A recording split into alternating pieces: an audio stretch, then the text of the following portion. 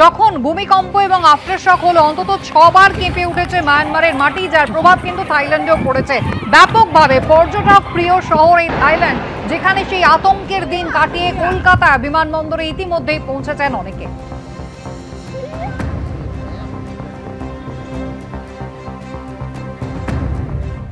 It was a very heavy earthquake, so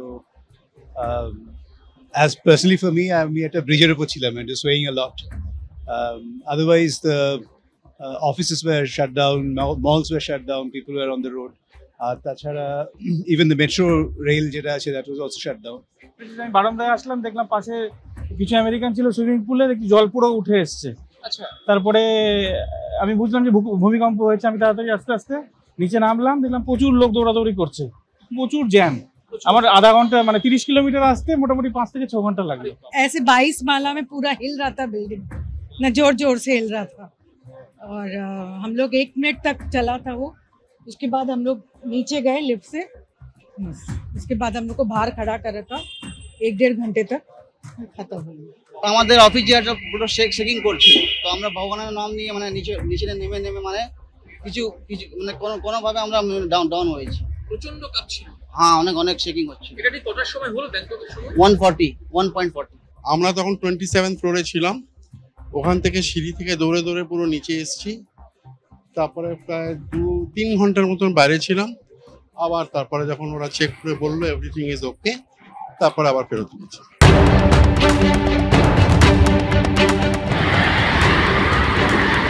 ভয়ঙ্কর কাঁপুনি, তারপরে বিকট শব্দে হুড়মুড়িয়ে ধসে পড়ল বহুতল। ভেঙে পড়ল 90 বছরের পুরনো ব্রিটিশ আমলে তৈরি ব্রিজ। 1, 2, 3 পরপর 3 বার জোরালো ভূমিকম্পে কেঁপে উঠল মায়ানমার, আর তার প্রভাব পড়ল থাইল্যান্ড থেকে 2000 কিলোমিটার দূরে কলকাতাতেও। ভারতীয় সময় অনুযায়ী ঘড়ির কাঁটায় তখন সকাল 11:50 আচমকা ভূমিকম্পে কেঁপে উঠল মায়ানমার।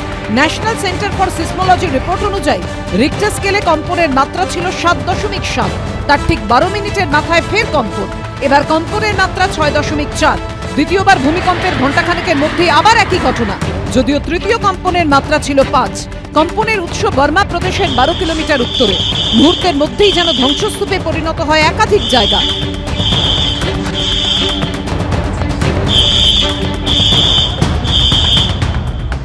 প্রথম যে ভূমিকম্প সেটাই যথেষ্ট বেশি, 7-এর ওপর তো বটেই, এবং তারপরে দ্বিতীয় যে ভূমিকম্প অর্থাৎ প্রথম আফটারশক, সেটাও কিন্তু 6.4 রিক্টার স্কেলে মাত্রা।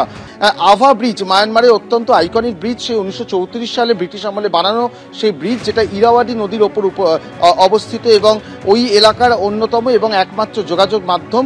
সেই আভা ব্রিজ এই ভূমিকম্পের ফলে সম্পূর্ণ ভেঙে গিয়েছে। সাইগাং ডিস্ট্রিক্টেই ছিল, সেই জেলাতেই ভূমিকম্প হয়েছে। সেই আভা ব্রিজ অত্যন্ত ক্ষতি হয়েছে এবং সম্পূর্ণ ভেঙে পড়েছে। কম্পন এতটাই তীব্র ছিল যে প্রায় 1,500 কিলোমিটার দূরে থাইল্যান্ডেও কাঁপতে থাকে হোটেল থেকে একাধিক বিল্ডিং। ভেঙে পড়ে একটি নির্মীয়মান বহুতল। হাইরাইজ বিল্ডিং এর ওপরে থাকা সুইমিং পুল থেকে কোথাও আবার হুড়মুড় করে নিচে উপচে পড়ে জল। মায়ানমারে ধর্মীয় উপাসনা গৃহ ভেঙে অন্তত 25 জনের মৃত্যুর আশঙ্কা করা হচ্ছে বলে সে দেশের প্রশাসন সূত্রে খবর। পাশাপাশি ভূমিকম্পের পর ব্যাংককে নিখোঁজ অন্তত 43 জন। ভূকম্প বিধ্বস্ত মায়ানমার ও থাইল্যান্ডের পাশে থাকার বার্তা দিয়ে এক্স হ্যান্ডেলে পোস্ট করে প্রধানমন্ত্রী নরেন্দ্র মোদী লেখেন, মায়ানমার ও থাইল্যান্ডে ভয়াবহ ভূমিকম্পের ঘটনায় আমি চিন্তিত। প্রত্যেকের নিরাপত্তার জন্য প্রার্থনা করছি। সব রকম সহায়তার জন্য প্রস্তুত ভারত। মায়ানমার ও তাই সরকারের সঙ্গে যোগাযোগ রেখে চলেছি আমরা। মায়ানমার ও থাইল্যান্ডে যখন জোরালো ধাক্কা, তখন মৃদু কম্পন অনুভূত হয় কলকাতাতে। মুহূর্তে বাইপাসের ওপর একটা বহুতলে রয়েছে এবং যে ছবি দেখাবো ভূমিকম্পের ছবি কিন্তু দেখতে পাওয়া যাচ্ছে।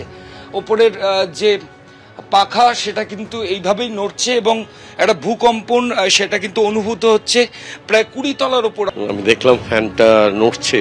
তাছাড়াও আমি একটু এই ঘর থেকে এই ঘরে বাইরে যখন এলাম, পায়ে অনুভব করলাম যে একটু কম্পনটা অনুভব করলাম। ফ্যানটা কিন্তু অনেকক্ষণ ধরে, তাও প্রায় 30 সেকেন্ড ফ্যানটা কেঁপেছে। কেঁপে ওঠে দক্ষিণবঙ্গের একাধিক জেলাও। একই রকম ছবি দেখা যায় ওড়িশার কেন্দাপাড়াতেও। মায়ানমার, থাইল্যান্ড, ভারতের পাশাপাশি কম্পন অনুভূত হয়েছে বাংলাদেশ এবং চীনেও। অরিত্রিক ভট্টাচার্য, ময়ূর ঠাকুর চক্রবর্তী ও ব্রতদীপ ভট্টাচার্য রিপোর্ট, এবিপি আনন্দ।